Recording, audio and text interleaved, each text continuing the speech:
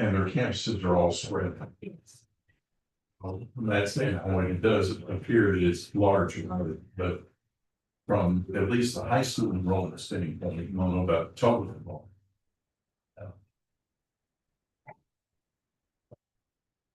From the high school enrollment standpoint, those things are through time. We have some of these.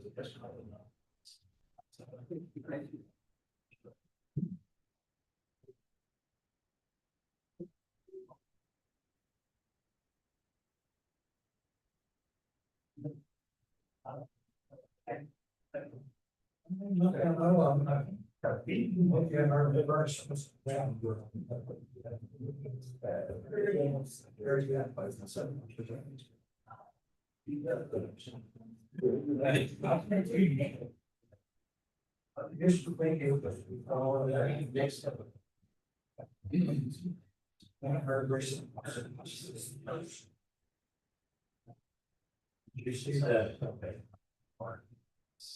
I spoke English.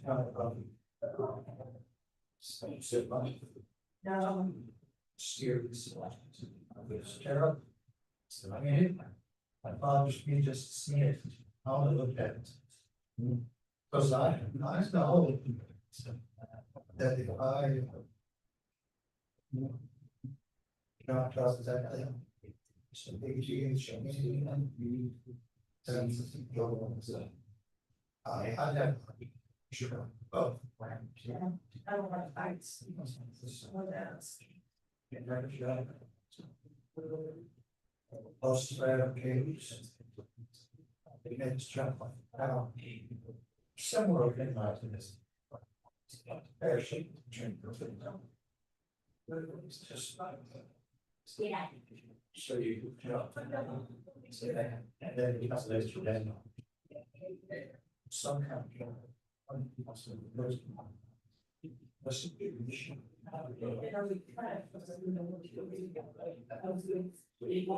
yeah. On this, other, yeah, like all behind because this job, like, wait, how about call it exercise? The person is the other. Training.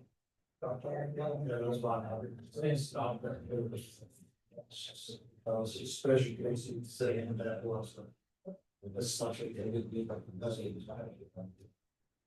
hospitals. We do. Is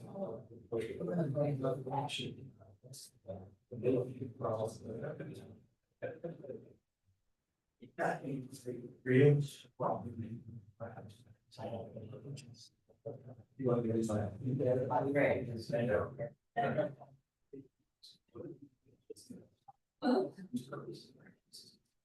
I don't have this one.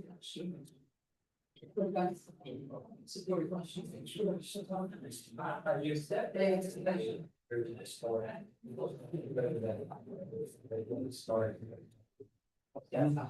So I'm moving as the regulations.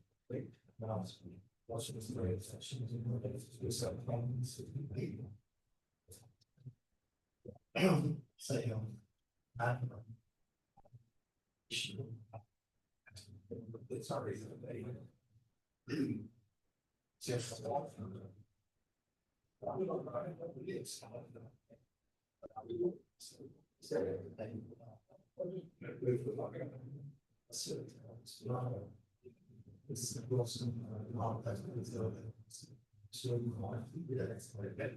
I need to say don't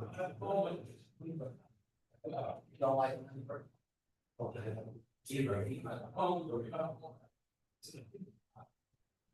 surprise.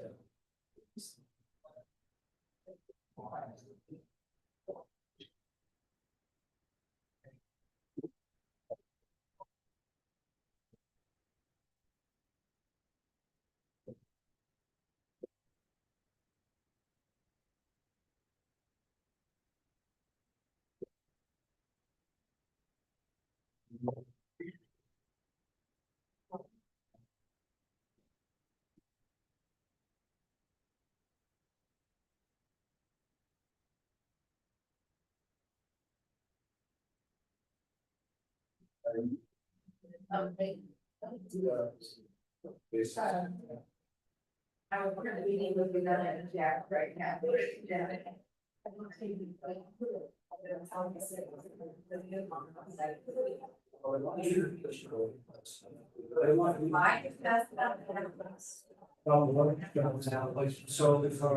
things to do. He said, that's what he was. Yeah, always do things. He said. I'm good, thank you, how are you doing? Well, thank you. We done a while back. I think, he knows maybe, so he's, we stopped, to make they can be real. And so he found that she recovered, does an update. We're gonna figure it out. Like, June. No. Right. Everybody was up to date. That's it, and yeah. Well, you know, you look pretty sharp, I think you'll start today. Yeah, I know. Hey, did you see his picture? Yeah. Yeah. The chunky monkey. With a good tan. Yeah, that's so right. Very good. He says, he said, have they uploaded any documents and then any further conversations, any updates? Came down. Nothing updates. Yeah. He was sitting in his car chair and doing well, and then all of a sudden he just starts. We were That sure carries on. the first one in the state of Texas. Bothering us, I said, what do you do to get him? And all my research, I couldn't find any. Chair, and I don't think you need because you're saying. So. I said, he had to be on, I was telling him, but it almost, it was grand. I guess it's very false to be the fact. Really late, sir. That's right. Well, That's when he had it. Love you.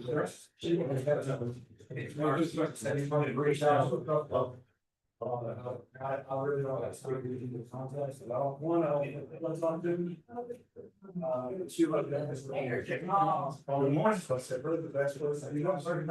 First month. That's right. It was one of the.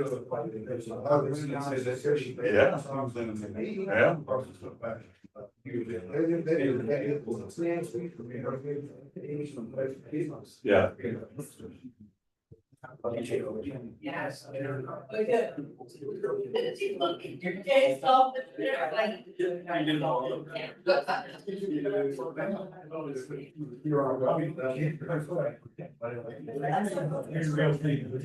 Right now, that's.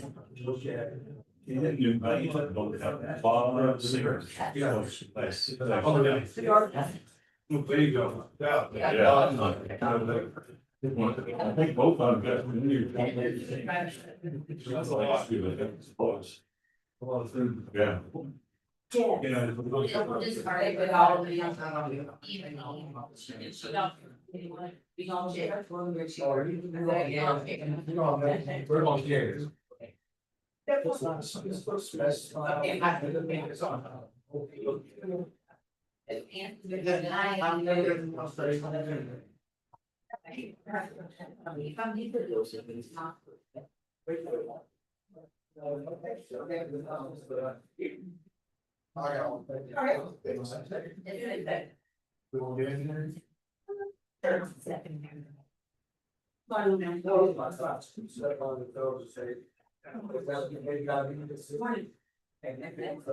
do anything.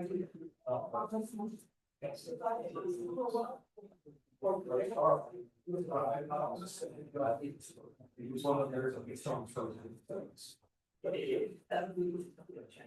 Oh, I did that.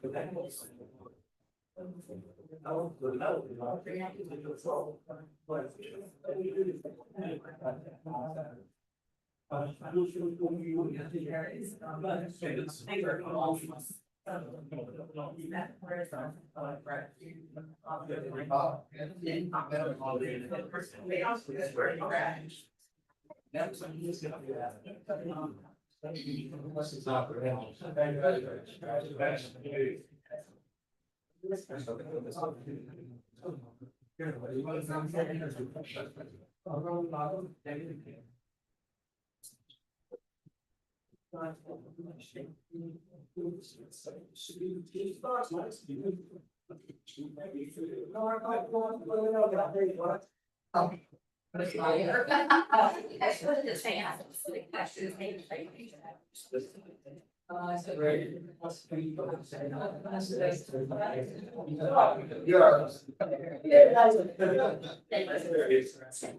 you? Hey, you doing all right? Literally right there. We are doing well. Good morning.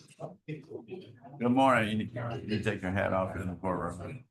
You need to take your hat off in the courtroom.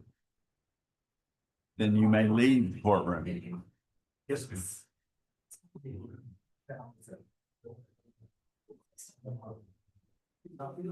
Yeah. I'll do the research. I'll do the research. Okay, thank you. Yes, sir.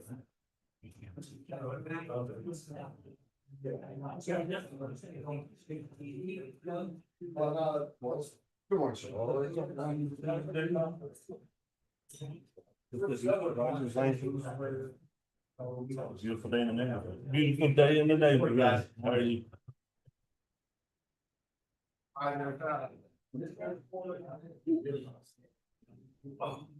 Hey, guys, I don't think. Hey, they're very good to see you. The judge, that's thank you.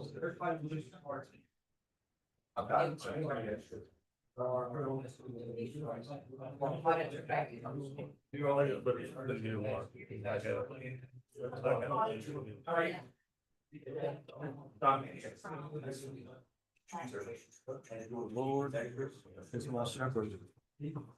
Shall not want.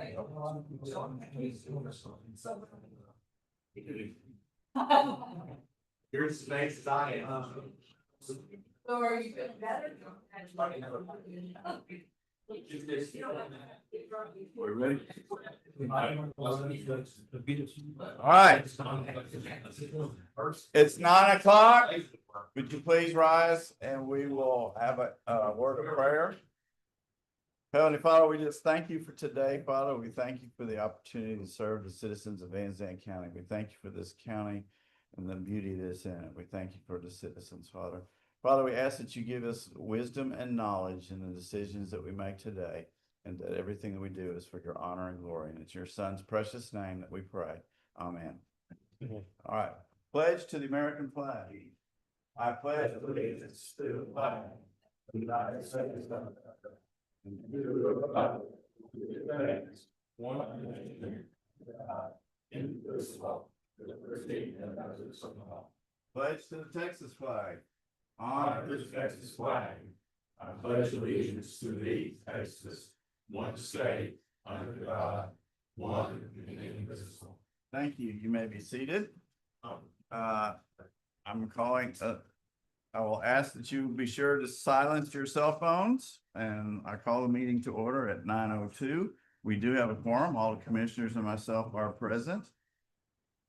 So, are there any general announcements? Okay.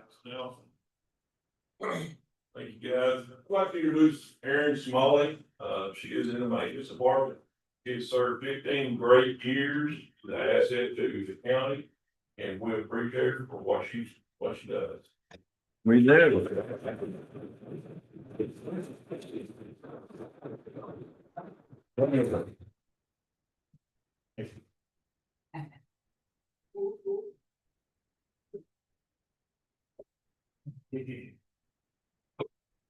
Thank you. Is there any other? I do want to announce that we will have a meeting next Tuesday night in the district courtroom. There'll actually be 2 meetings. There'll be a workshop related to the Saline Creek Reservoir where we'll discuss that with public input, and then we will have a special session immediately following that to consider a resolution regarding the Saline Creek Reservoir. So are there any public comments? I've got 2 here. Miss Nancy, would you like to go first?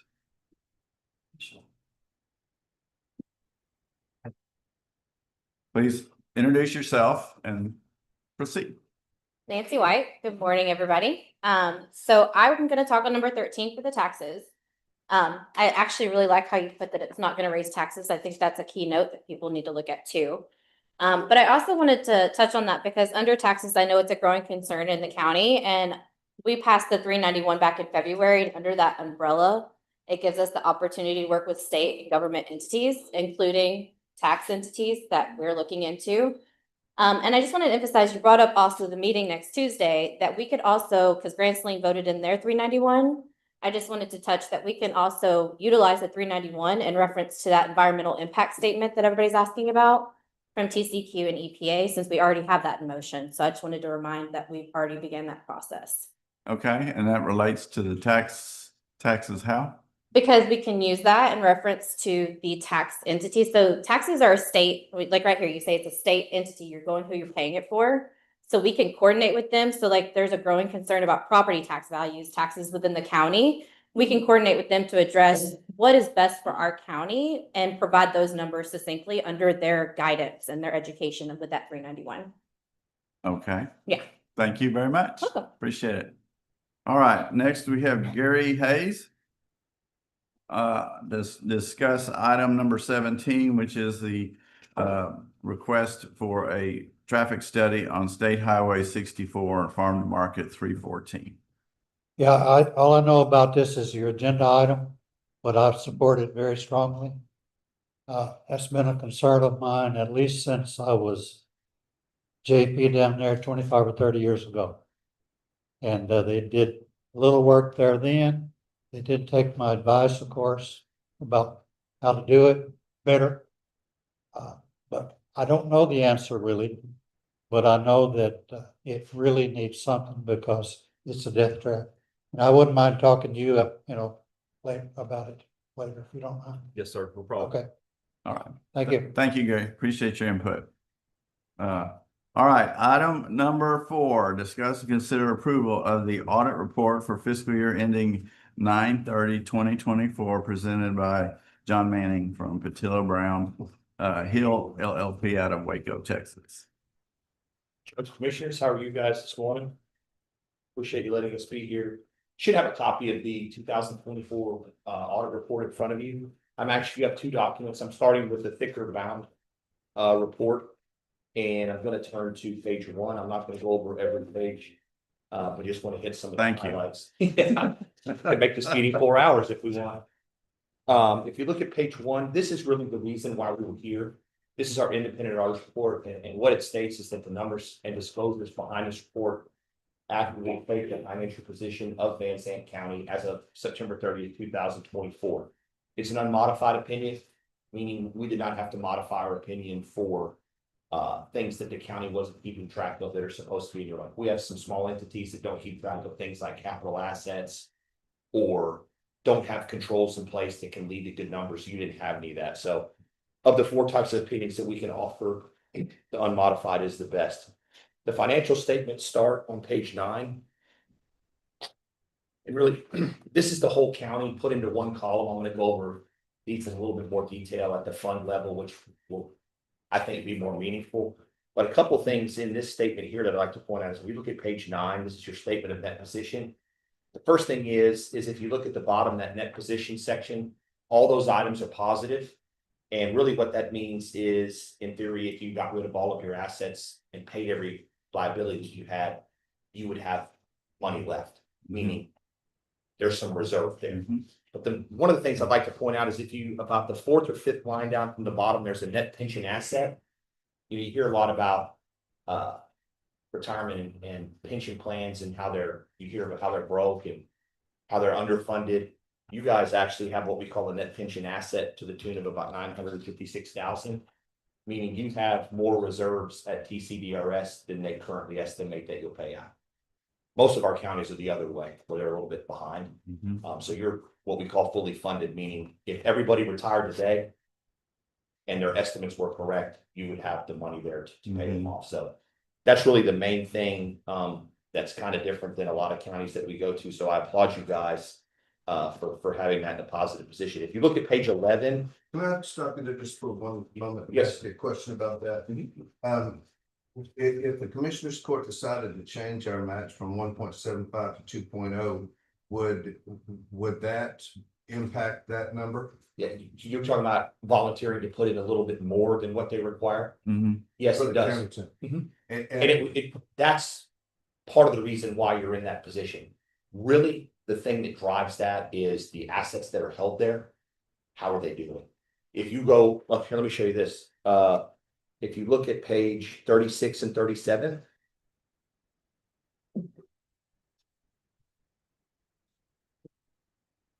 You can see this number has been all over the place. And really, if you took the time and we went through this, really, if you look at that fiduciary net position, that second section, this number is driven by how those assets there perform. That extra that you put in helps a lot, but really the thing that drives it is that big batch of money over there, how did it perform? I mean, if you go through this, because this has a 10-year trend information. Like if you look 10 years ago, you had a net pension asset of about 190,000. There on the far left. Then you can see the next year, the market did terrible and you guys had a net pension liability of 1.5 million. Mhm. You can go over to 2021, you had a net pension asset of 4.5 million. Yeah. So it's really been all over the place. I see. And if you can budget that little extra and put that cushion in, I always think that's a pretty good idea, other than having to show, big liabilities there. But again, it makes a difference, but it's not severely going to make it go way down. It's pretty much how those perform. That helps. Appreciate that. Sure. Okay, if you look at page 11, this is the balance sheet, and you have the 7 funds that are required to be presented separately. The general fund, all 4 road and bridges, debt service, and the ARPA money. And you look here, it's showing it ended the year with about $27 million of cash. All those items were being reconciled properly. You have outstanding property taxes of about 1.3 million. Those are property taxes that have been levied and yet to be paid. And then you have fines receivable of about 1.8 million. So really, when you look at your balance sheet, it's 3 items that make up a large portion of it. And the good thing about cash is we test the reconciliations, but we also send confirmations to the banks themselves. Mhm. So it's not just the county saying, hey, we have this money. We actually get confirmation from the people that are holding it. So there's not a lot of risk there. If you go to your liabilities, about 2.4 million of accounts payable. And that is services that have been rendered prior to 9/30, but not paid until after, just like regular bills. And then you still have about a little over $4 million of ARPA money that we have to call unearned revenue, because they've given you the money and you've yet to spend it. So we have to show it as a liability. So as you spend that, we'll do what we've been doing the last several years, turning that liability over and calling that revenue. So really not a very complicated balance sheet and not a lot of risky items there. If you look over on page 14 and 15. Wait, before you go too far, Yes, sir. you're showing our general fund Mhm. balance as of 9/30/24 to be 15,936,324,329. Is that correct? No, that's you're talking about your fund balance? Yes. No, it's the number above that. That's your liabilities and There we go. Okay. a 12 million, little under 13 million. 13 million. Okay. Mhm. Is what our fund balance was. Yes. Okay. Yeah. And then in 25, if the budget came out like it was supposed to, there was a deficit there. Mm-hmm. So we have to pull that deficit out Right. and show that separately. So I don't think that won't happen. Mhm. But we do have to pull that out and show that if the budget went exactly like it's supposed to, those funds have already kind of been spoken for. Okay. But yes, and I was gonna hit that on the next page. I'm sorry. Okay. It wasn't that many years ago where that number had brackets around. I know. And y'all did, a lot of people stepped in and did a lot of tough decisions and did a lot of things. And now, you're up to almost 13 million, which is great. And not any long-term debt either. So really, if you look over on page 14, where the financial statement I just looked at was a balance sheet, which is just a snapshot. It's one day. This is your income statement. So this is a summary of 12 months of revenues and expenditures. And you can see, at the end, all the fund balances of all four major funds for five, your general fund and your road and bridges, all are in very good position and have adequate reserves there. Your fund balance in the debt service fund is about where it needs to be. It's not super huge, but there's a cushion there. And then you have the money that's been accumulating in the ARPA fund that you guys are going to continue to spend. But really, if you look, grants, property taxes, your special road tax, permits, those are really the revenue drivers that that fund the county. And as we went through the income statement, there was nothing in there that jumped out that wasn't being recorded properly or was being missed. So overall, the financial statements look really good. I think whereas before things were pretty lean, you are showing some reserves now. And if you go back towards the back of the report, about page 60, because you guys spent over 750,000 of federal and state grants, we had to do a single audit under both. So on page 65 and 66, you can see a summary of what those were. Obviously, Explain what a single audit means. okay, that means we have to go through and look at a individual program with the uniform grant guidance and make sure essentially that you guys are spending the grant in accordance with what you're supposed to be spending. With the grant requirements. Right, Okay. like it says in there, some of them will say you can't buy capital equipment, so we select expenditures, test them, and make sure that you're not buying capital equipment. That's a very easy one. But there's a lot of requirements that you have to look at. So in your federal, we had to look at the ARPA, which we've had to look at the last several years, and that was done very well. And this year, you also got the Senate Bill 22 money from the state. And usually we've been having to test that soil conservation grant. This year, we were able to test that. And again, we didn't find any issues there. It wasn't like y'all were buying things you weren't supposed to. You also have to file reports on time. All that stuff was being done properly. Okay. So with that, there's two reports back here that kind of summarize what we did there. And it essentially says that of the things that we tested, and we don't test all of it, we did not have any issues, no findings, and no internal control issues, which is great. Thing is, if you're doing something really bad, that we would have caught, someone else would have already, with the ARPA, if you weren't sending in your reports on time, someone else would have already been here looking at it before us, most likely. So shouldn't be anything new that y'all are doing that, but having us go do it is also just kind of like a double check. Right. And just another set of eyes looking at it. And those monies, if you spend something wrong, that's the ones you don't want to spend wrong. Right. But all in all, very good. And we are here a little bit later than normal. Usually we're here we've been here in May, been here in June before. But we've had some turnover in the county auditor's office. There was a system change. And so with that, we were a little bit delayed, but we got it done. And I think next year, I think there's going to be a new auditor here. And I think next year we should be right back getting y'all the report before the end of June, which works better for everybody. Because then you have a report and you can get your budget. So the county auditor's office, they were super helpful. We asked for a lot of items. With the system change, there was a lot of things that we had to ask for differently, and we worked through it. And we really appreciate all their help, the judges' patience and working with them, reviewing the report. So it was a team effort for sure.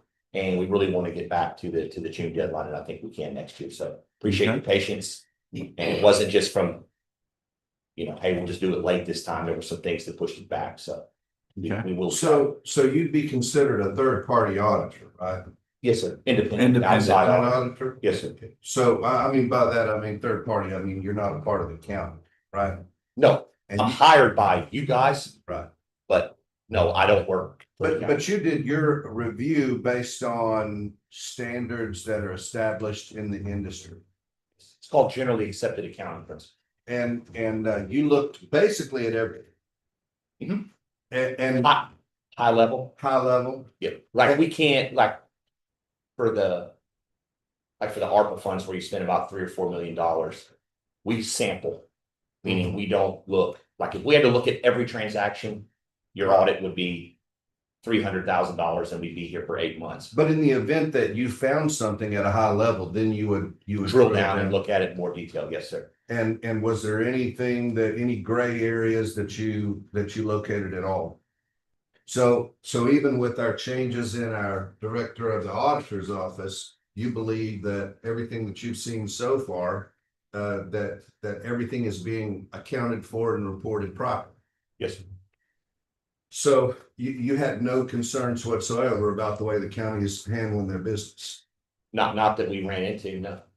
Mhm. And if you look at the report, it says we offer reasonable assurance, not absolute. So of the things that we looked at, we weren't pulling invoices for sheriff's payroll and it being charged to road and bridge. Yeah. And we weren't seeing like places that had not a lot of room in the budget where they were charging things to different line items to avoid going. We didn't see any of that. And like when we looked at the reports being filed for ARPA, they were being filed on time. They were things like that. So your basic comment to the citizens of Van Zandt County is that you have more than reasonable assurance that everything is being done in the county Yeah. government the way it's supposed to be. I think that's it. Sure, appreciate it. Thank you. What is the difference between a forensic audit and what he did? That would be on a, Forensic is a lot more, they're a lot more specific, like we're looking for a certain thing. And they look at every transaction that is involved in that piece of whatever they're looking at. People throw that term around like, we'll do a forensic audit. Well, and they end up doing a lot of the same thing that we do, unless there's a specific item that you could set aside and we can kind of put a border around that. And then we can look at every person that was involved with that, every transaction, every process. And that's a lot more, it ends up being a lot of the same time frame that we do it in. But they only look at one or two areas where I kind of look at it like we're looking at it from a 15,000 foot view. And a forensic would look at one piece and go like, let's just say a federal agency said, I've got a couple of these reports, I don't think they're doing a good job there. They will come here, they won't look at your property taxes, they won't look at your cash.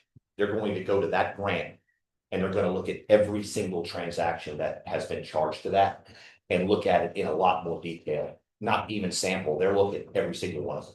They single something out. Exactly. And that's what forensic, a lot of people say we're going to do a forensic and we're going to do it over the whole county. That's not an accurate statement.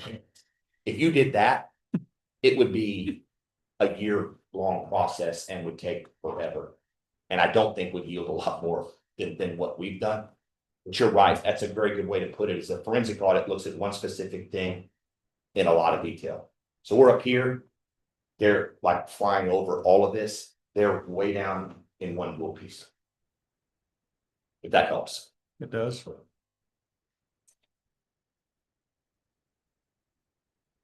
Okay.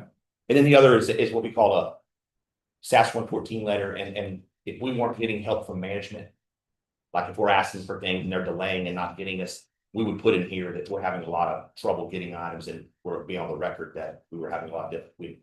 We didn't have that. This is just saying everybody gave us what we needed when we needed it and things like that. So just a boilerplate letter that we have to put out. Okay. Well, I give a lot of credit to our auditor's office who did some really good work over this last year and really had to stand up and do in a difficult situation, do everything that they had to do to tell the citizens of Van Zandt County that we are doing what we're supposed to be doing. Yeah, That's I would right. agree. I agree with that. All right. Okay. Thank you so much, John. All right. Thank you guys very much as well. Here's, Appreciate the help. here's your letter. Oh, yeah. Signed, sealed, and delivered. Yeah. Thanks, guys. So is there a motion to approve the audit report from Mr. Manning and Patillo Hill and Brown and Hill LLP? So moved. Is there a second? Second that. All right, give me a sheet. All those, any further discussion? All those in favor say aye. All those opposed, like sign. Motion passes. Item number 5, discuss and consider approving the 3-year term contract renewal of TransUnion and authorize the county judge to sign all associated documents. This service is utilized by Indigent Healthcare, Indigent Defense, and the county court at law to determine eligibility of persons claiming an indigent status. So this is something I put on there, and Casey, and that gives you an idea who's using this service. And the contract is for 3 years. So is there a motion to approve this contract? Motion to approve the contract and authorize the county judge to sign all associated documents. Okay, Second. second. All right, any further discussion? All those in favor say aye. Opposed, like sign, motion passes. Item number 6, discuss, consider amending Van Zandt County salvage wrecking yard / wrecking yard ordinance and set the date for a public hearing. And our fire marshal will be presenting this one. Good morning, court. I think we've had a couple of discussions about amending our order on this. The earliest version that Keegan could find for me was 1998, and then the county clerk found the most recent document. And the most recent document had a lot of good stuff in there, but it referenced the government code and the administrative code a lot, which is fine. That's a way to write it. But what this document does, I believe it's 7 or 8 pages. If you are a salvage or wrecking yard owner, it's a 1-page document that if you do everything in this document, you don't have to go reference anything else. You do everything in that document, then you'll be up to standard. It also incorporates the visual aesthetics piece of it, which is how tall the fence has to be, how you have to maintain the property, how high you can stack different things, stuff like that. And also one of the main things that it does is if a new salvage or wrecking yard is applying to become a salvage or wrecking yard in the county, we have to post that where the address is, per our posting requirements, so that any churches, schools, anywhere that's going to be around that salvage or wrecking yard, if they feel that there's going to be a negative impact, they are allowed to come before the commissioner's court and appeal. Now, the commissioner's court has final approval. There is no clear guidelines that I could find that says, okay, in this situation, you say no, or in this situation, you say yes. You will basically hear the complaints, and then as the commissioner's court, you will decide if you will grant them a license to operate or if you will not. And my advice in that always is, as long as we're consistent and we can articulate the reasons as to why we're denying one, then we'll be just fine.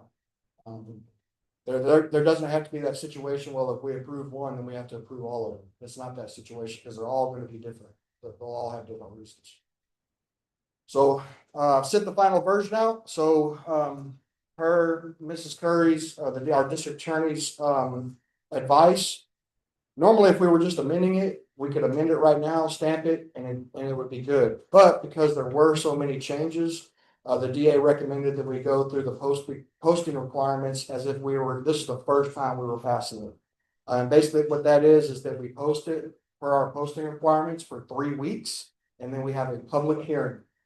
And again, that public hearing is a place where people can come and voice anything that they would like to see changed, anything like that. But technically after that public hearing, we can sign it, stamp it official, and go for it. You have a proposed date for your public hearing? No, like I said, it depends on when it gets posted. So when it gets posted, and it's not 3 weeks like working weeks, it's 3 actual weeks. So basically, once it gets posted per our posting requirements, anytime after that 3 weeks, we can hold the public hearing. So basically, just we'll kind of look at everybody's schedule and see when, because it's technically the commissioner's court ordinance, right? I'm the one that's going to be enforcing it and doing all that kind of stuff, but it's really y'all's ordinance. Do we have more work that needs to be done before we're ready to post? No, I've sent the final version. It's ready to be posted, but again, I didn't want to post it and then, maybe schedule didn't line up for another 3 or 4 weeks or whatever. I wanted to make sure y'all were available. Because again, it's y'all's ordinance. So under this process, we could post it, we would still have a public hearing, and then we can still come back and modify it if it was necessary. Absolutely, sure.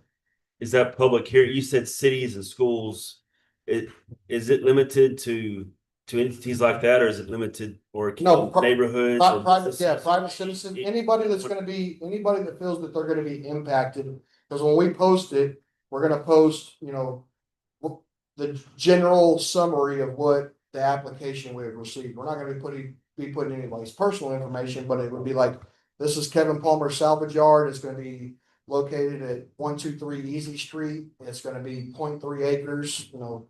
We'll post enough information that the citizens know what's coming in, so that if they have any questions or they have any complaints, that they can approach us.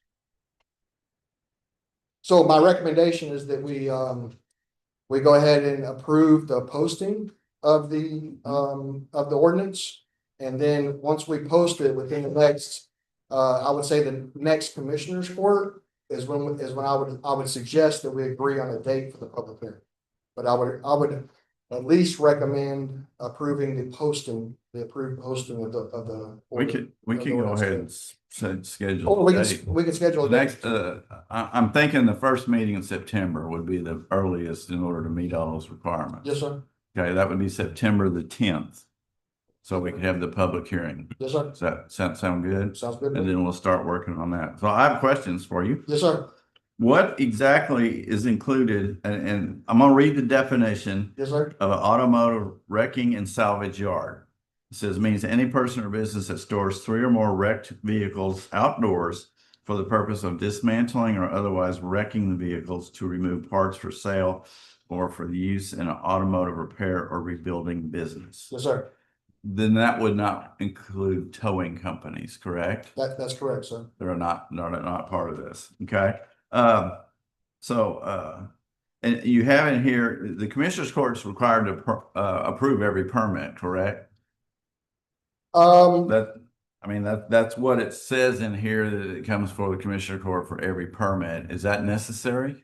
Well, so what that means is it'll be the same process of a renewal. So like, I think a couple of months ago, there was that wrecking yard that there was an agenda item where you had to approve their renewal. Mhm. Like, it's the same thing. They come to my office, I collect, if there's for both renewals and for new, they come to my office, they fill out a form, they pay the fee. I go out and inspect, make sure that everything is good to go, and then I will request an agenda item. If it's just a renewal, I will request an agenda item that it get put on the agenda. And I will submit any inspection documentation that I have. So that when it comes to y'all as an agenda item, you at least know I've been out there and I've inspected it and it's either good to go or it's not. If it is a new wrecking yard, we're gonna we'll have a time for people to issue comments and basically have complaints. So there would be an item, if it's a new one, there would be an item on the commissioner's court to basically Public hearing. Right. So yes, because the Texas Government Code doesn't give the authority of granting permits and licensing to these places to the fire marshal or one person. It's the commissioner's court. Okay. But as far as like extra work, like y'all physically going out there, you don't have to do that if you don't want to. On the last one that we had, that we was having problems with, and they were up for renewal. I never went out and checked anything. Kevin took care of all of it. He come to me and told me that everything had been done, he approved it. And then we put it as a agenda item and then we voted. Just more of a checks and balances instead of, basically in the past, people would come into Keegan's office, they would fill out the permit, it would get put up as an agenda item and y'all were like, I guess so. I get it. So according to what the judge read, the Yeah. definition of a wrecking yard, I've driven around this county before and I've seen some houses with more than 3 cars out there. Is that considered a wrecking yard? No, With the Or salvage intent. yard? The junkyard. if they are allowing, if it is a private residence with a bunch of wrecked cars out there. And they are allowing people to come and pick parts off that for profit, yes. If it's just a bunch of junked vehicles in the yard, that comes out of the health and safety code. Where you're only supposed to have so many junked vehicles on your property. So no, so a private citizen not selling anything, this particular ordinance would have no effect on it. But even on that, I'll just use myself for an example. I occasionally build a car. Yes, sir. And I have 2 or 3 of one or sitting it's not in my yard, it's out at my shop. Yes, sir. And those 2 or 3 may not run or they may run. Mhm. You know, but they are not inspected or registered or any of that stuff. Yes, sir. But, and they may sit there 2 or 3 years before I get to build them. That's why we're amending this, we're coming after. Yeah. That's the reason First on the list. that's the reason I threw that in.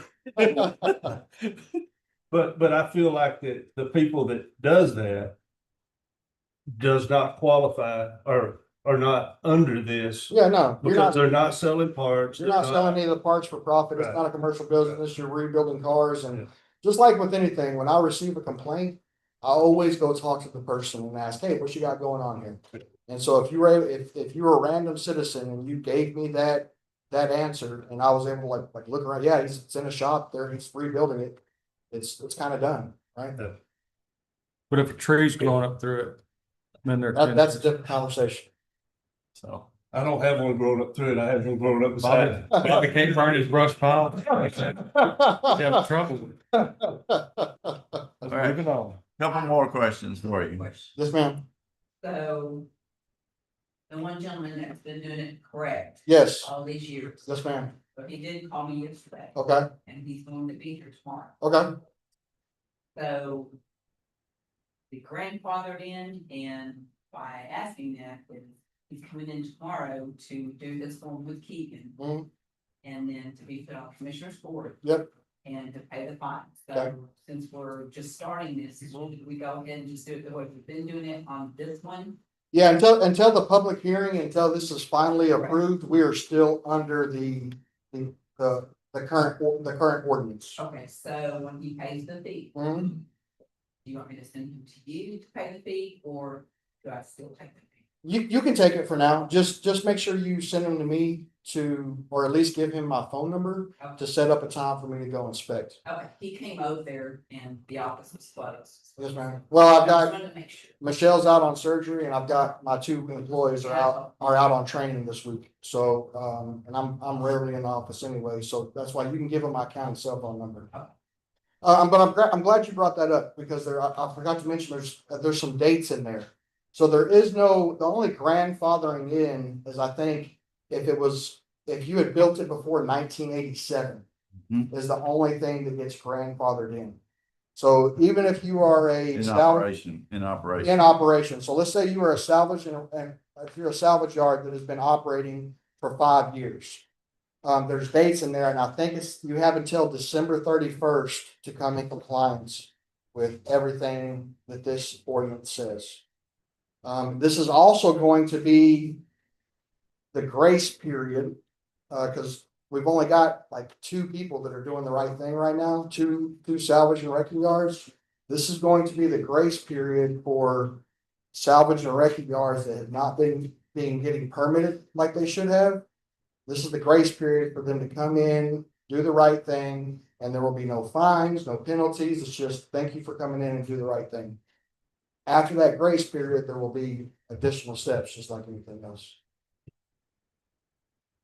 But I believe it was December 31st was basically, I wanted to at least give them 90 days plus to meet the visual aesthetics, because that's, if for some reason they didn't have a fence around it, that costs a lot of money. So I try to keep all that stuff in mind. I got several more questions for you. Yes, sir. The permit fee is $25. Yes, sir. Is that standard? Is that That's straight out of the government the code. government That is the most that we can charge, no more than $25. Okay. And also the permit covers a 1-year period. Yes, sir. Is it possible to extend that? That way you're not going through this rigmarole of renewing every year, but you can do it every other year. We could. My advice would be, let's go a couple of years with this, because what I've found is with that particular place is they will clean everything up when it comes their time to get their license. So that when I inspect, everything goes good. When I go back out there 8 months later, it does not look the same. So this 1-year thing at least gets me out there once a year to make sure that they're keeping everything Okay. looking right. So again, this is your ordinance. Y'all can change any, just because I wrote it, it's not mine. It's Well, y'all. you've indicated we can't change the permit amount, but. Yeah. And if we can change, I personally like the 1 year deal. So, yeah, The my, reason he's saying because Okay. so many of those guys are gonna do exactly what he's talking about doing. but you still have the option to go back and inspect them. I do, yes, sir. Throughout, periodically, any- throughout the year. Yeah, Yes, sir. okay. Okay, It's true. all right, let me see if I have any That's a other. loss of $25 too. If you do too. Can that be paid out over time to 25? I'm sure I can work with the auditor's office to see if we can do a payment plan or something, in the treasurer's office, see if we can do a payment plan. Hey, Bob, your grandfather again. I can just tell. You already tell them. All right, are there any more questions? So, do we want to consider, a date for the public hearing of, Wednesday, September the 10th? And move forward with the, postings. The 10th is gonna be pretty busy for us. Yeah, Our date for the. budget. It is. But I know he wants to get it in, he wants to get it, the 30th, or the next one is actually gonna be more busy. Oh, I see. That's the commissioner's court meeting. Yes, Okay, that's right. okay. Yes, sir. So is there a motion? My motion. I'll second. Is there a second? All right. Any I don't further? know if we need a motion, can, Deacon, would you be able to post that to make our September 10th deadline? Thank you very much, man. Any more questions?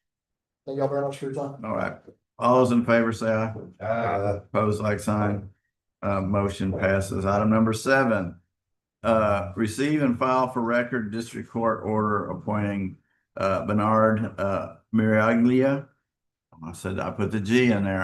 I'm gonna get it right. Yeah. Say it again for me, Ben. Moralia, Ben Moralia as county auditor for a 200-year period. Oh, I'm sorry, 2-year period, ending July 21st, 2027, and requesting an order for payment of the auditor's salary to be set by the district judge. And you have that order in your binder. Is there a motion to approve and file? Motion to approve and file. All right. Is there a second? I'll second that. All right. Is there any further discussion? No? All those in favor say aye. Opposed, like sign. Motion passes. There's your first successful vote, man. We're glad to have you on board. All right. You have to work pretty hard for that one. Yeah. All right, item number 8, discuss, consider accepting a donated commissary computer from Lone Star Commissary. Mr. Scott will be. Lone Star Commissary needed a computer to act as a server, and they had one they wanted to put on our network, and the only option, well, there's a couple options, but the option we went with is for them to donate it to us. And then we can put our security and have control of its updates and everything, so. We've already looked at it, we're just waiting for the approval to go ahead and get it. Okay, because we don't allow foreign computers on our network. So is there a motion to accept the donated commissary computer from Lone Star Commissary? So moved. Is there a second? Second. Any further discussion? All those in favor say aye. Aye. Opposed, like sign. Motion passes. Thank you, sir. Item number 9, discuss, consider authorizing the county judge to sign a contract with Vista Solutions Group. And this is yours, Susan. And I'm gonna let Shannon explain to you what this the solution is for. Okay.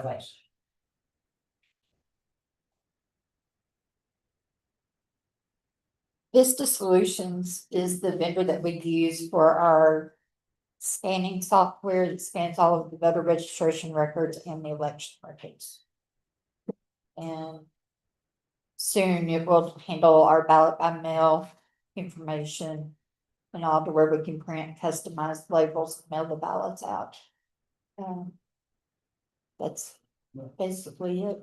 And the purpose of which is to scan the voter registration cards to get the individual's signature So Correct. that when at the voting location, they can pull that up? They can't pull it up. You- I can. Oh, you can, and, okay. Yes, And we it's do not that, a public, right, but we can do that for, the vote, mail-in ballots, correct? To verify that the correct. signature. The early voting ballot board will be able to access anything that I have scanned for that information, for signature Right. verification. And if the voter changes their address, and sometimes they'll call in and tell us, well, I didn't change it, or we can actually pull up on the system and see their signature, and we can have them come in and look and say, is this your Okay. signature? Then they'll like, oh, yeah. Oh, I did do that. Yeah, so this is basically for security purposes and Right. verification Yeah. is what it's for. And by law, we do have to have those records on hand. So what we do is we scan them and then we shred them. That saves on storage of all of the voter information. This is a yearly contract Yes, Yes, sir. it's, for annual- 11,737.50. that is correct. Then we use some of our chapter 19 money to cover some of that cost. Do you have any chapter 20 money? I wish. All right, any further discussion? All those in favor of, We gotta have a authorizing? motion. Should have a motion. I'll motion. Have a motion. I'll say. All right, motion made by Commissioner Barton, seconded by Commissioner Phillips. Any further discussion? All those in favor say aye. Opposed, like sign, motion passes. Item number 10. Discuss and propose any increase in salaries or allowances for elected county and precinct officials per local government code 152.013B. So we have a whole series of things that we have to do in a select order that's by law. And this is the first, and that is to set the salaries for elected officials. And so we had a workshop yesterday, and we want to formalize some of the discussions that we had there today by proposing a 3% salary increase for all elected county and precinct officials and county employees. So is there a motion to approve the 3%? I'll motion. Is there a second? I'll second. Further discussion? I mean, we did consider 3%, 4%, and 5%, and with some other things related to that, and that is on the workshop from yesterday. I guess that's saved to that's a YouTube. It's up on It's on YouTube. Mm-hmm. And probably a link on the county website if somebody had it. Not quite yet, Not quite yet. but it will be there shortly. It's probably on YouTube if you wanted to. It's under YouTube under Van Zandt County Commissioners Court. So, You subscribe and watch often. so it is, and is that for just county officials or for all of the employees? That is for all employees. All employees. All right. That's all the questions I have. Okay, so, and all those in favor say aye. All those opposed, like sign. All right, motion passed. I just want to follow up and kind of give you the process of what goes on now.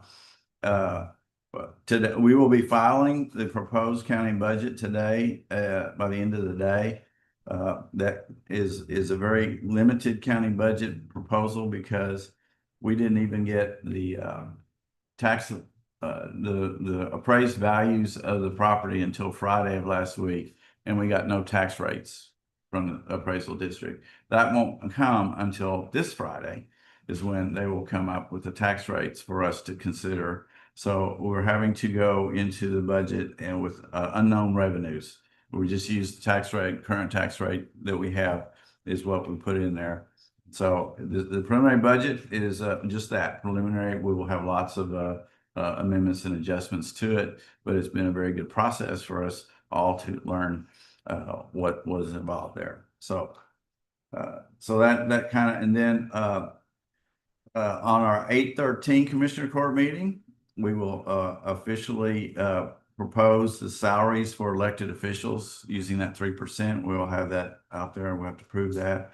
We will have a public hearing on the budget that was proposed and for the public to make comments on it and again, we will be making changes, even as we move forward, once we get the tax rate information.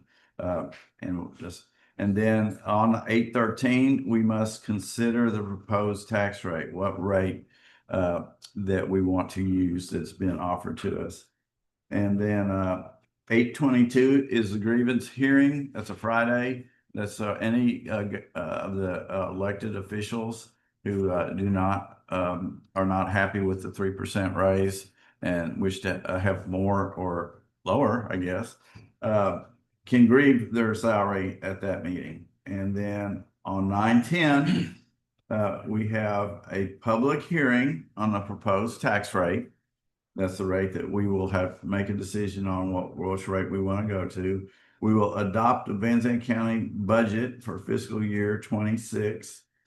And we will ratify the property tax increase in the budget if there is any. And we will adopt a tax rate. So we will do all of that on the 10th of September. And that will be the end. Well, I'm hoping that'll be the end of the budgeting process. So in that regard, so Can I grieve now? do it. Well, it's very difficult to make decisions when we don't really know. You don't have the numbers. We don't have numbers right now, so like, you can watch that workshop from yesterday. There was a lot of discussion about it. And it's just difficult to come up with numbers for raises or anything when we don't really know what we're working with. And we will most likely have additional budget workshops next week sometime. Once we get the tax information, the tax rates from the appraisal district. Okay. Item number 11, discuss, consider approving payment to CASA for Kids of $5,000 and the Children Advocacy Center for $10,000 from the Unclaimed Property Capital Credits Fund. This is money we receive from the state. We apply for it every year. And this is money that basically utility companies collect for deposits and whatnot. And when they go to refund them, there's nobody home. Okay, the checks get returned, so that money is available to us and we apply for it. But the money can only be used for certain things. It can be used for economic development and it can be used to support the Children's Advocacy Center. So last year we budgeted to spend $5,000 for CASA for Kids and the Children's Advocacy Center for $10,000. And so I'm asking for a motion to approve us spending that amount to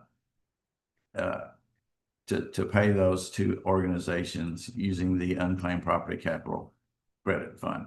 Is there a motion? Motion to approve these payments. Is there Second. Second. All right. Any further discussion? All those in favor say aye. Aye. Opposed, like sign. Motion passes. Item number 12, discuss and approve the quarterly child safety program fee allocated to be reinstated to the city of Canton, with said payments to begin the first quarter October fiscal year 2026. And the city of Canton previously chose to pass on these quarterly percentage payments, pass them on to the Child Advocacy Center, and they're now asking to receive the payments themselves. And I believe it's to allocate to the youth diversion program is the purpose of that change. So is there a motion to is that right, is that what they're gonna do with it, Jennifer? That's used for their youth, that's for youth diversion, and then the fund also allows for education purposes in school. So she is going to use some of the fund. The city of Canton is going to use some of the funds to provide education booklets, I believe, at the elementary school. Okay. So it won't necessarily go to the youth diversion. It'll be used. Not all of it, but Exclusively to youth diversion, no, sir. The law allows it to be used for a specific number of things. Youth diversion is one of those things that it can be used for, but school crossing guard is what it can be used for. They don't have one of those, and they can use it for PUB ed, specifically related to police and safety activities. And so I think like a lot of, I think Will's Point uses it National Night Out, and they buy like coloring books and the like. Judge Durham would have to speak to exactly what it is that she's doing with the inside of it. How much is it? I don't know what it's a fee that's charged in court by the courts, the municipal courts.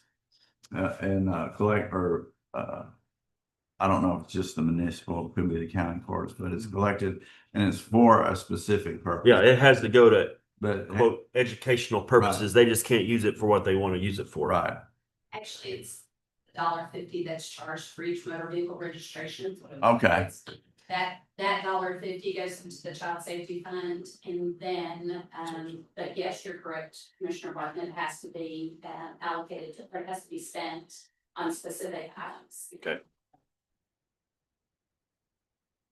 All right. I'll motion. Is there a motion? Is there a second? I'll second it. Seconded by Commissioner Phillips. Any further discussion? All those in favor say aye. Opposed, like sign. Motion passes. Jennifer, thank you for being here to help explain the process. Item number 13, discuss, consider, approve the county judge to sign an order of election calling for a special election to adopt the county's portion of the existing sales and use tax. This will not result in a tax increase. Yes, I put this on the agenda. Currently, the county doesn't receive any portion of the sales tax for any of the products that are sold within the county. The cities do receive a portion of their. Each city receives a little bit different, but it has come as a shock to the people that I've talked to, that out of everybody that shops at trade days, everybody that shops at the gas stations along I-20, all the manufacturing that occurs here, et cetera, the county for road and bridge, which these companies, businesses, individuals are using, none of the sales tax comes back to the county for maintenance. Not for equipment, not for anything that we're doing. So there is money available that this would not change that 8.25% sales tax that the state. What it does is that 8.25% in the county portions, not in the city portions, but depending on how we put this thing forward, we have the opportunity to receive back a portion of the sales tax that is right now been sent to the state. So we believe that as we work through this process, now this is not something that we intend to put on the ballot in November for the people to agree to receive that money back from the state. We have more work to do. We have to coordinate with the cities. And so I thought it was particularly appropriate for 391 as we're going through this process of that was a really ingenious idea, considering that we will have to work with the cities. We will be working, coordinating with the state to try to receive information. So that was a novel idea, and I think it's beneficial to us. And I look forward to working with the citizenry and the rest of the Commissioners Court as we begin the process of getting this portion of the state sales tax brought back to Van Zandt County for our road purposes. It can be used for anything. I say road purposes because that's what's most pressing, but that's one area that I think that we are leaving money on the proverbial table. If anybody has any questions or concerns, we're going to have to be coordinating with these other cities and agencies. And so that's what's coming. And at some point, we'll have to put it on the commissioner's agenda to actually put this on the ballot and have the citizens of Van Zandt County vote yes or no, whether or not we want to receive back a portion of that sales tax. And this, Cliff, correct me if I'm wrong, this also helps if we do get this implemented, it limits, or I don't know the correct word to say, but as far as city annexing, like if a big business goes out on the interstate, of course, the city's they go and grab it right now, they get it. And it would kind of leverage us to to be able to take that where cities just can't go annex anything they want to go annex. Is that correct? I think that we'll delve deeper into that. That's one of the potential benefits is that, as it relates to annexation, they may have to make it a more public process. Correct. I mean, it's a public process already. There's got to be an election to annex property. But I do think it gives us a little bit, because if we have 1% of the sales tax revenue coming back to us and they get ready to annex that, we have the ability to negotiate with them. Yeah, we have a say so where we don't now. Where we don't have any say so right now. And so, many of the cities are collecting the full 2% back on the sales tax. And we could be entitled to 1% of that, but we're gonna have to negotiate with them because right now they're capturing that. So there's a lot of work to be done on this, and we have many steps that still need to be completed, but I wanted to bring it to the court's attention.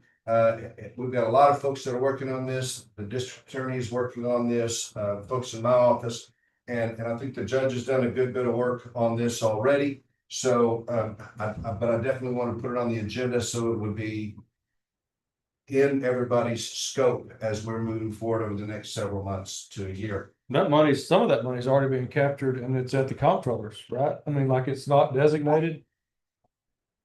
Is it being designated? So, I mean, it's already been. I think so. Use the word think. Say if it's 8.25% out in the county, the state is getting every bit of it. The 2% that should be going to us, the state is getting it. And I don't think that, from what I'm learning so far, and this is why I think 391 could be beneficial, is that I don't get specific information to some of these questions because the state's saying, well, why would I want to give up your 2%? Right. That's why they're sitting on $1 billion slush fund. Keegan's been working on it too, right? Keegan's been doing a considerable, Keegan is carrying the water on this, absolutely. Majority of the work is being done in coordination with our professional staff. Okay, so there's no action today. There's no action on this. Okay. I just wanted to, I don't think we're ready for this to be put forward to election yet, so I think we have to wait. All right, we're gonna get more.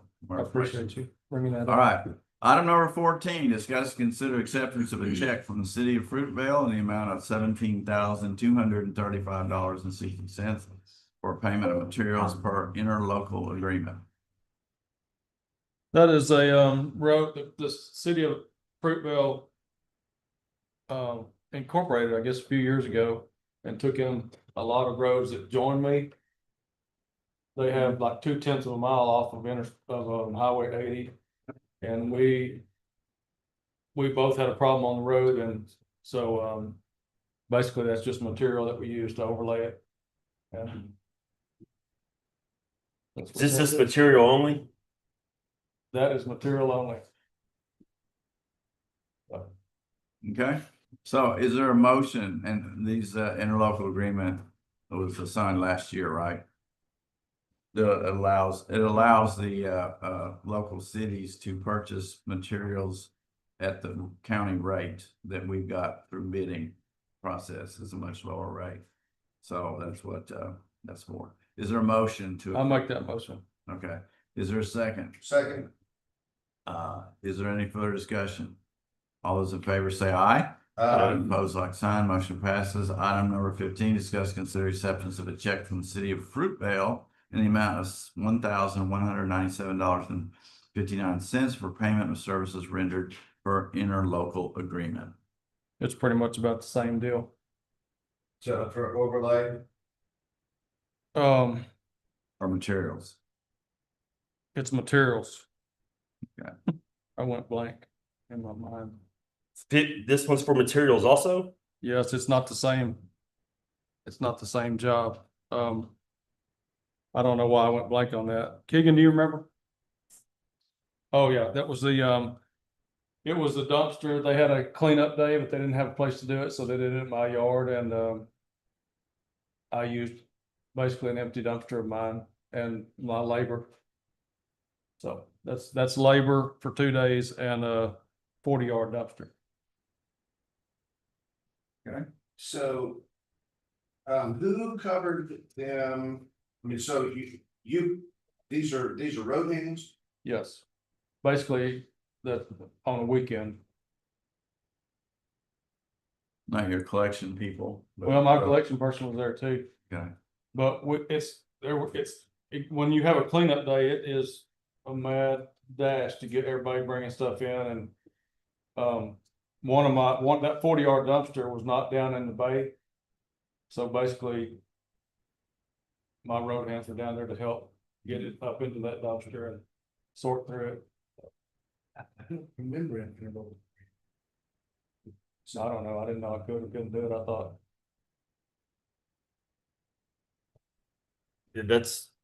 You can't do that. That's not part of the interlocal agreement. But we have the ability to help other government agencies in time of need, but again, I don't know. But not on payroll. Who's in charge of the insurance? Who's in charge of the workers' comp? What if somebody got hurt? Who's liable? Well, I'm in jail.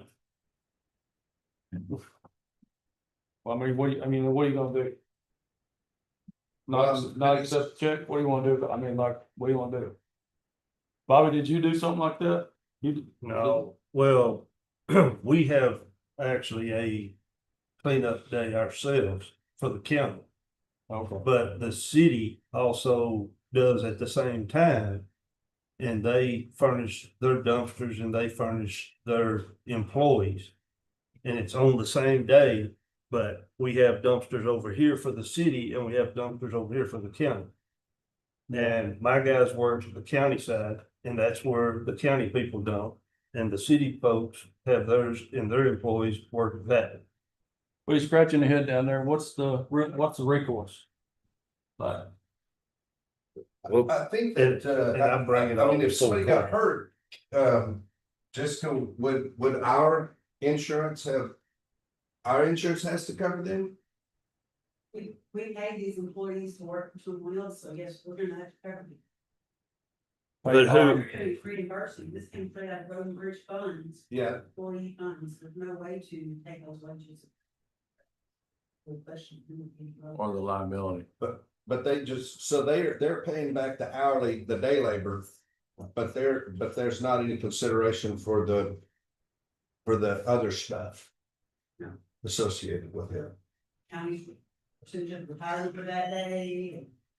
Employment costs, electronic costs. Everything. well, can I just eat it? yeah, I think Tonda may be able to answer this. I don't think we can do this. So was it done without being written MOU? It didn't go through commissioner's court or anything. I'm just concerned about the county's liability, in something like that, I'm not sure about it. Yeah, I share it, sir, but it's all already been done. Yeah. It's done, yeah. And now the issue is, are we gonna accept the reimbursement check? I think we accept the check because it's already been done, but in the future, I think there has to be an MOU that allocates liability and everything Yeah. like that. Understood. And you see Both of that those issues, I think it has to come. in advance before it, so you see that the county would have liability in those kind of situations where if it's our people out there doing the work, if the guy comes back next week and says my neck hurts and it happened there, that it's, So. Even in my yard. that's what I'm not. Yes, that's the way I see it. Let's say, I don't know when this happened. Maybe Yeah. it was last week, but let's say some guy, an employee comes up and says, hey, last week when we were doing that Fruitvale Day, I twisted my knee. I went to the doctor and he says I've got to be off 6 weeks. Well, we're covering that doctor appointment, we're covering his time off. If he needs a surgery, we're covering that, all of that kind of stuff. But if we have an MOU ahead of time. that Fruitvale could be, Yeah. let's table this. Well, I don't want to accept that. there's check. no reason. There's no reason to do that. We just need to figure out how to move forward. Because I think we want to be concerned about our areas. I agree with Tonda on that it's already happened. Yeah. We accept the check, but in the future, we bring it before the court, get your ducks in a row, as they would say, and then do it. You would recommend having an MOU or some kind of interlocal agreement to apportion liability in a situation like this? Yes, because, you know, as a lawyer, we're paid to think about the what ifs, even though they don't often happen, but it's the what ifs. So what if there had been a wreck on the way to this, leaving our yard, going to where the Fruitvale site is, and one of our workers gets killed? But I had it in my yard. It was their cleanup in my yard. But in the future, it may not be, but we've got to have that liability. But with what Mitch is saying, it was in his yard, but it was on the city of Fruitvale's time. Right. They're just reimbursing. And what you're gonna have then is a big lawsuit with a whole bunch of suits on Exactly. each side arguing about who's responsible for Exactly. that. And if it's allocated ahead, if the liability is allocated at that time, you cut down a lot of that. There'll still be a lawsuit, but you cut down a lot of that.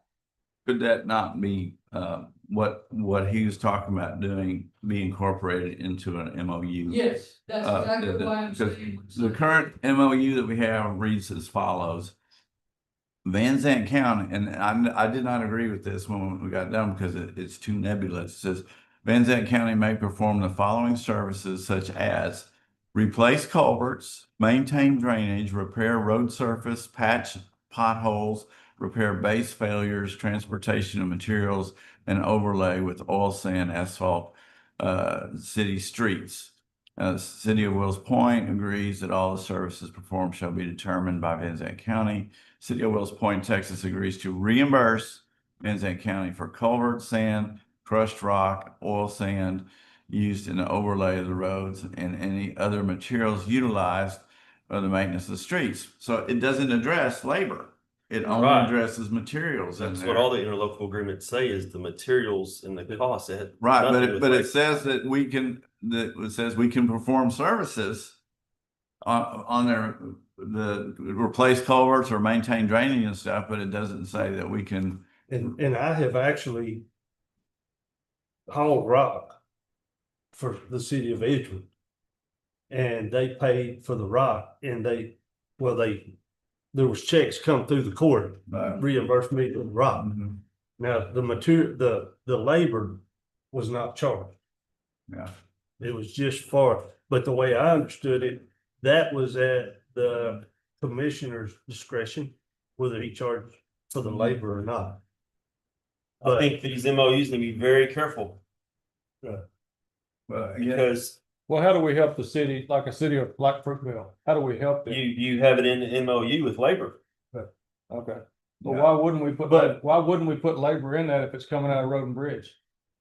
But you can't, I mean, that's like if we pull up on one of their roads and do like the city of Grants Lane right now is wanting me to do a little section of the road for them. I'm gonna use $300 worth of fuel and probably $500 worth of labor on that. And in an interlocal agreement, I don't think road and bridge should eat that. I mean, I got enough problems. I've got enough problems out here on my own. Like if they want me to do it, that's fine. But they're agreeable to that. And City of Fruitvale is too. It's just fair. It's just fair. Like But I think we talked about it in advance and just have it on. Okay, yeah, that's fine. Yeah, I did not, on my trash day up there, that had already been done, so. By the previous commission, it was already scheduled and everything when I took office, so I just followed the past. But before the next one with this stuff, I'm gonna look into it. Yeah. But I do know it was brought before the court. This has nothing to do with wanting to not, we need to help all our communities out. It has nothing to do with that. It's liabilities. In case something happens, we need to be, I mean, every party, the city and the county, everybody, we need to be on the same page. We have to be. Well, and it's important that I don't spend, you know, let's say we're doing one in Falba. I don't want to spend, non-Falba people's money to make Falba look better. Falba needs to take care of Falba, and so I want to make sure that I bring it to the commissioner's court and that everything is done above board. That's why we do an audit, is so that everything that's going someplace, it's documented. And so I think that's probably more important, is so that we're telling the people of Van Zandt County, this is how we're using your money. But I was trying to do that. And I we're wasn't trying to not, hide anything. we're not against helping the people. We just need it in writing. If I was, I wouldn't have brought it even to the court. No, I know. I'm just saying that I wouldn't even try to get it I reimbursed. just want everybody to know out there that this discussion is not against you or against them. We want to help. All That's that's right. right. Help. Yeah, that's right. We It's want to serve our unfortunate the world we community. live in today. You gotta You watch gotta it have though. it. You gotta have it. Also. All right, so is there a motion to approve the $1,197.59 payment of services rendered per interlocal agreement from the city of Fruitvale? Yep, I'll second Bobby's motion. All right, any further discussion? Yes. All those in favor say aye. Aye. Opposed, like sign. I guess we'll just do a follow-up of reviewing our interlocal agreements with all the cities. Item number 16, discuss and consider a replat of Oak Creek Estates, 17A and 17B, located Van Zandt County Road 3907 in precinct 3. Yeah, this is mine. This is a individual that it's already been platted and everything. And all of everything's been took care of. It's just one individual taking 1 acre.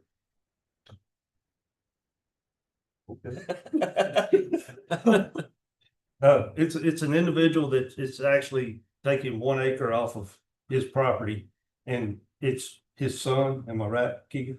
That, where you at? Okay, your son. And everything's been done properly. All the letters are in, everything's correctly done. It was handled through Keegan, and I'm making a motion that we do this. I'll second. All right, motion been made and second. Oh, hold on. A replay. In 41 days. Okay, I'm sorry. I apologize. I didn't remember all that. So we need to amend the motion to where there's a public hearing in 41 days. Yeah, it's a replat, so I amend my motion that we come back and we have a public hearing in 41 days. And Well, that changes everything. All right. Well, 41 days would be September 10th. Oh my All God, right. what a day. same day. September. We're gonna be here. Jeez. That's right there till way after lunch. All right, motion's been amended to have a public hearing on this replat. I'll second the amended motion. Okay, on September 10th. Any further discussion? So Yes, sir. done something wrong. Is that, is a question and then possibly a comment? So when they have the public hearing for a replat, are you allowed to deny that replat? Yeah, so, reason I bring that up, Commissioner Phillips, that, approximate 800-acre solar and BESS facility is being looked at in your county. It's gonna need, for them to do it properly, that is gonna have to be replatted. I just wanted to bring that to your attention. Keegan, did you get that information from him? Okay, All right. thank you. So motion has been made and seconded. Any further discussion? All those in favor say aye. Aye. All those opposed, like sign. Motion passes. Item number 17. Oh, yeah, this is mine. Discuss and consider traffic study, Highway 64 regarding farm to market 314 and Highway 64 intersection. Okay.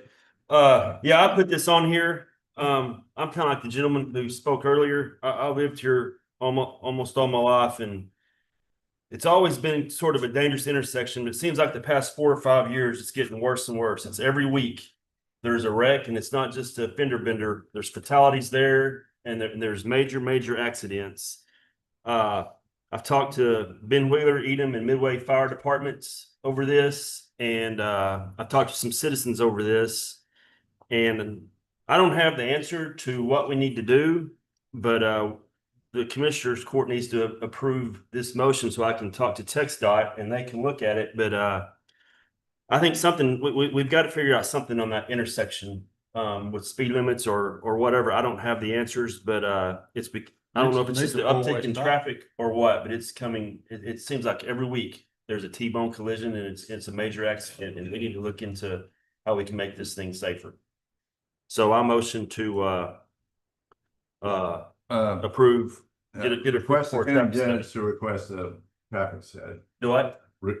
To allow the county judge to request a traffic study. So I'm motion for the county judge to request a traffic study to TxDOT on the Okay. intersection of. Is this not what you already done the traffic study on, or? No, this was this was 64, or the section, the Ben Wheeler section is what it did, or between 773 and that RV park, 858. Right. It's another And one. they did the traffic study and they came back and authorized, said that they will be moving forward with a reduction On of the speed limit right. in that area.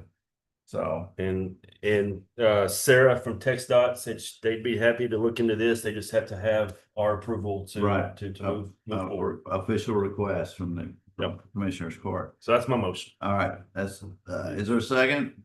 A second. Okay, any further discussion? All those in favor say aye. Opposed, like sign, motion passes. Item number 18, discuss, consider entering into an MOU with Calendar Lake. EOIA, and authorize the county judge to sign all related documents. This is mine also. This is basically just like an interlocal agreement with the cities, except it's with Calendar Lake, and it has nothing to do with labor. It's material to where if they want to fix their roads or I guess basically fix their roads for material, they can get the material at the county's cost and that would help them out on the process a little bit. So we'll just have an MOU agreement. They can come through the county to get material at our cost. They will be doing the labor, but they will be saving some money by being able to get the material through our cost. So So will they purchase it directly from the company, or does it? I believe the county had charged for it, and I believe the county purchases it and they reimburse us. They pick it up. And they pick it up. Well, yes, they pick it up, or they can have it delivered through the asphalt company, but Precinct 4 does not deliver it to them. So they can pick it up, or they can have it delivered through the asphalt company. So I motion to go into this MOU with Calendar Lake on materials. Okay, well, we have done this before, I believe. I'll second. All right. Motion is made second. Any further discussion? All those in favor say aye. Opposed, like sign. Motion passes. Item number 19, discuss and consider amending the lane duct policy. So our policy right now is that basically an incumbent that doesn't run again or loses in the primary cannot exceed 25% of the budget per line item. And that's all it says, but I want to amend that to cannot enter into an agreement to purchase equipment or sell existing equipment or trade any equipment or sell any equipment to another precinct while he's a lame duck. I can elaborate on that, but I don't think it's probably necessary. And let me just add that our current policy comes from the law. And the law says they can't spend more than that without coming to the court for permission. So I don't disagree with doing this law, but I just want you to know that what we have is the floor. You can always pass something that's more restrictive. Is there a way to break it up? Because I agree with them on the equipment. I don't think a lame duck should be able to sell, rent, buy whatever equipment, because those are big purchases. And I don't think that should be allowed. But as far as being 25%, you still have to operate your business when you're there. So I don't oppose the 25%, but what that 25% can be used for, you know, the big purchases are Right. selling. Can we amend it that way? If, yes, so if an office holder, and this doesn't apply to only commissioners, but if an office holder who's not been reelected, voluntary or otherwise, wants to spend more than 25% in total, not just at once, in total, they have to come to the board.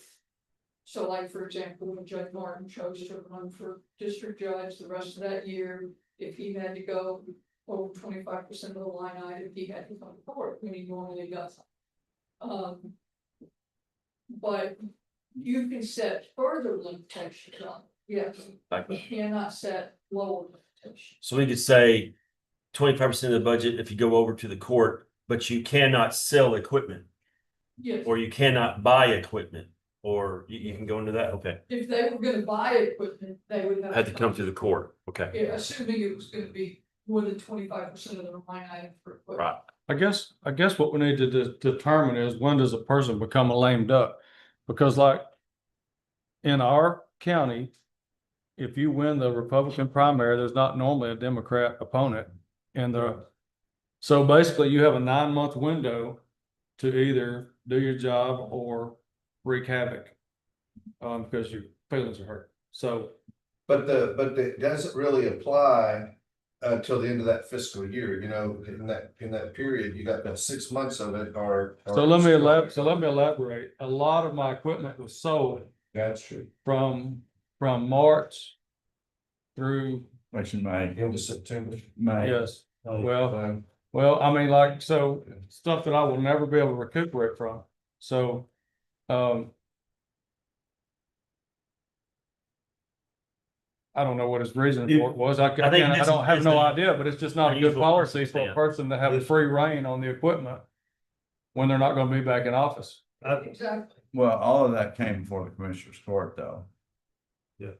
Yeah, I understand that, but it's not always, you know, out of your own mouth, you said, I didn't realize that was. I didn't realize that was happening. How many blades do you have in your yard? One. Brandon, you have one blade? One. How many you have? I have two. One. How many mixers, reclaimers? But I have, You have two. but I also have 80-something miles of rock roads, which most of y'all don't. That's Anyways, reasoning for two. I think your precinct is We build different roads. because y'all, it's a lease, where I think and I'm not sure about 3, I know 2 and 4. The county owns the equipment, where y'all were leasing and the lease agreement is broke, correct me if I'm wrong, and then you lost all that lease equipment, you had to go back and do it. you're wrong. Is that wrong? Yeah. You know, one of the big problems with this is that the people who are leaving office and the people who are coming into office, their primary concern should be Van Dorn County. That's right. And not their own frustration or anger that they weren't elected or reelected or whatever the case may be. I don't know that that's what But for whatever cause, we've got to put some policy in place now because that's not what happened. They weren't most concerned about Van Zandt County and the roads, et cetera. And you got left now with taking over a job that you didn't have the equipment for. So really what happens is like when you're running, you can't really even, according to the ethics commission, you can't even go talk to the men in the yard. You have to be invited pretty much into the yard to come there. Y'all understand what I'm saying? So you're flying blind. I was called in here to make a decision on equipment that y'all were making a decision on. And I hadn't even been able to look at the equipment. You understand what I'm saying? And I specifically asked, can you just leave everything there till I get in the office? And I was specifically told by 3, we can't do that. Not We can't do this that. Not We this can't 3. do that. Not this 3. Right. We can't do that because we're not going to pay insurance on those. Well, You could have hung those keys up on a wall somewhere and said, you could have gave that to the county judge and said, we're not gonna run that equipment until you get there, and then you can make a decision. It was, in my opinion, it was it was handled wrong, and I had to make a decision totally blind. So I don't want that to happen. I'm not here, I don't want it to happen ever again to anybody. It was, in my opinion, it was the wrong thing. And we can rectify it today by just amending this to where you can't buy, sell, trade equipment Well, after your primary. I think we need to come up with the language offline Yeah, don't do it. and, well, it includes a lot of different things, about not just equipment, but signing leases and things of that nature. That, and we need to amend it to relate to at what point in time when you know that they're a lame duck. Yeah, because if you have a runoff, then they're not a lame duck until after that. then- Right. But they So, but but they this- still gotta do this their part- job. They still got Right. 25%, but they don't have to be just selling off equipment. Right. I mean, you're talking about that. You know, This- if you spend 25% of the money, you can recoup that. You can make that up. And when we start selling equipment, that's hard to recoup. Yeah. So is lame duck defined in the code? Yeah. I'm trying to look now. Yeah, Yes, it is. well, So if the incumbent county or precinct officer is not renominated or is not reelected during the time following the date when the results of the official canvass of the primary or election returns are announced, Commissioners Court must approve any expenditure by the incumbent county or precinct officer who was not renominated or reelected that is over an amount set by the Commissioners Court. I'm wrong. There is no minimum threshold here. So it's, so the court can set the minimum. You can make it a dollar amount or a percentage that the lame duck, but the definition of lame duck, to answer your question correctly, not renominated, so that would not get your party's nomination or not reelected. So it would be March if. or May. Or May, right, in case of runoff. Yes. So when we're talking about 25%, we're talking about from October to December, not March to October. Correct. Right. But you could also set an amount. You could say anything over 10,000, 5,000, 1,000, whatever you wanted to. See, I think, I wasn't gonna bring that up, but you're in October, November, December is not when you're spending the majority of your budget. It's, you're really wrapping year end up, and you're entering into winter time, and that's really not road building. You shouldn't spend 25% of your budget, November, December, and October, November, December. You can spend some seal coating, I guess, probably, but I don't think most of us do. You're in the 32%, when I walked in, it was 32%. I don't know if the situation's ever happened. I mean, and it shouldn't have happened, because like Cliff said, it doesn't matter if y'all hate each other or whatever the deal was. It's not between the commissioners, it's about the county, and it hurt the counties. Well, this is what I was told on the trucks. I said, and I asked precinct 3, which is not Bobby. And he said, the county didn't lose anything. It's over here, I bought it. But precinct 1 lost. And it lost big. So I just don't want it to happen to precinct 1, 2, 3, or 4, or anybody in the county. Like, it just shouldn't happen. And I will overcome it. Maybe if you're a lame duck, you don't make any changes on equipment until the new party takes office. Yeah, I agree. And maybe you define emergency. That's just what I was gonna say. I was gonna say, I think you have to put in except for in a case of emergency. And then the court has to approve that it is an emergency, like if your blade breaks, if you gotta do something. That's right. But then the whole court makes the decision, not the individual. Well, I do know that the circumstances was different with Commissioner Curtis than it was with me.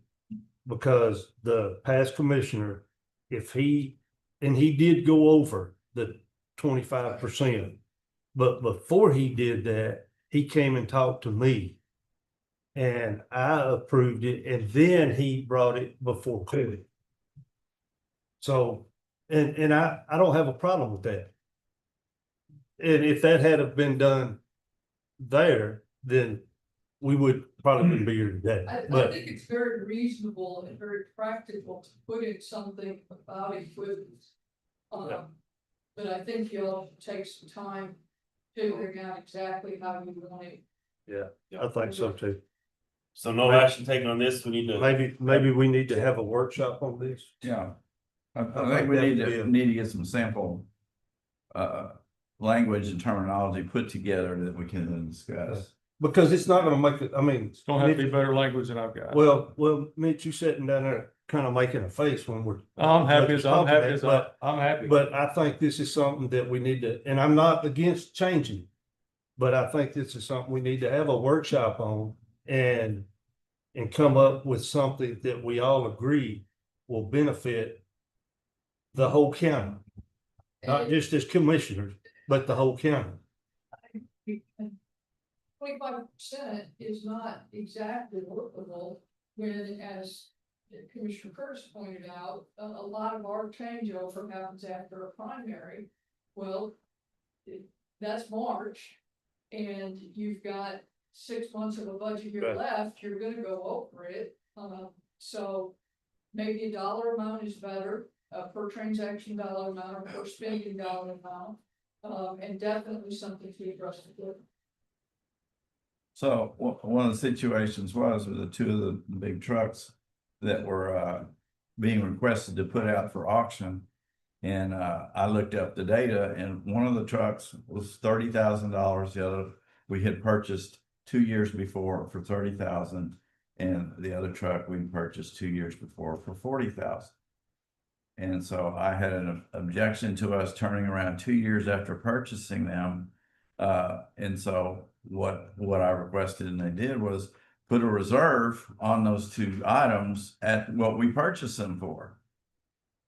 And guess what? There was not one bid on either truck. And that's why Bobby has them down. And what did Bobby give for If I remember right, 30 for both. 15,000 Together? apiece. them? Yeah, so there's a No, I didn't, $40,000. that wasn't me giving it. But So that was a My 40,000, precinct. so that was a 40, I mean, if you really, I mean, like, so we sold a blade for 24,000 at auction. One of my blades, you can't replace that blade for $90,000 to $100,000. if you And can then do it. spend all the budget, it's $120,000 loss that I won't be able, I just won't be able to recoup from that, like, Did you need that blade? oh yeah, we build roads. The difference between our operations is with one blade, is he's overlaying roads, but I'm tearing them all the way down. Bobby'd be crippled without two blades. I could not make it without two blades. Now I've got a blade, I've now got a blade and a half. I've got the Green Goblin over there. And you can do a little bit of work with it, and I thank God we got it, but it's but we're limping along. I had two mixing tractors, so we had two mixing tractors that another county was gracious enough to sell us. They were good. And they sold them based on a friendship with one of my hands that was working for a former commissioner. And when he found out they were sold, he was shocked. He was like, I can't believe those were sold. One of them was $4,000. So I'm just saying, like, I just don't want that to happen. I don't even want to talk about it anymore, really. I'm trying to get over it. I don't want it to happen again, ever. Now's the time to do it before elections. Yep. Now's the time to do it, so. Hard to bring it up now. So, but we're just gonna, no action at this point in time, right? We're gonna come back with, as recommended. I mean, it ain't gonna. Yeah, I'm fine with that. No, I'm not upset about it. As long as we do something about it, I'm fine, like at some point. Yeah. So no action or table. I guess we're gonna bring it back up, so we need a motion to table. Motion to table it. I'll second it. All right, motion made to table this item. All those in favor say aye. Those like sign, motion passes. I did. Can I table my own motion? I can't do that.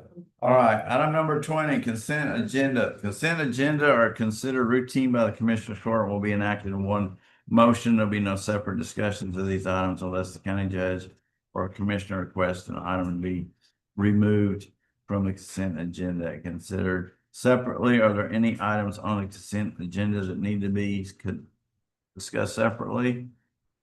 If not, is there a motion to approve the consent agenda? Motion to approve. Is there a second? Second. All right, any further discussion? All those in favor say aye. Aye. Opposed, like sign. Motion passes. Item number 21. Discussion? I believe we should table this one. Okay. I'll make the motion, we adjourn. All right. That should be number 1 on September 10th. Yeah. All right, Commissioner Barton has a motion to, Commissioner Phillips, motion to adjourn. Is there a second? Second. All those in favor say aye. Aye. All right, motion passes. It is 10:38. Thank you Curry. all for attending. Appreciate Can I it. talk to you for a minute? Hey, Commissioner Curtis. Afterwards, when I saw you.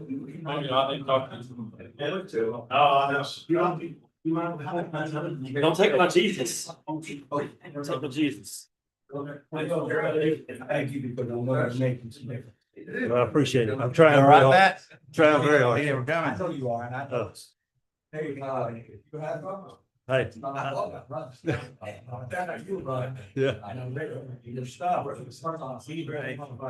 Well, They're gone. I'll say this, So, guys, it takes a moment, yeah.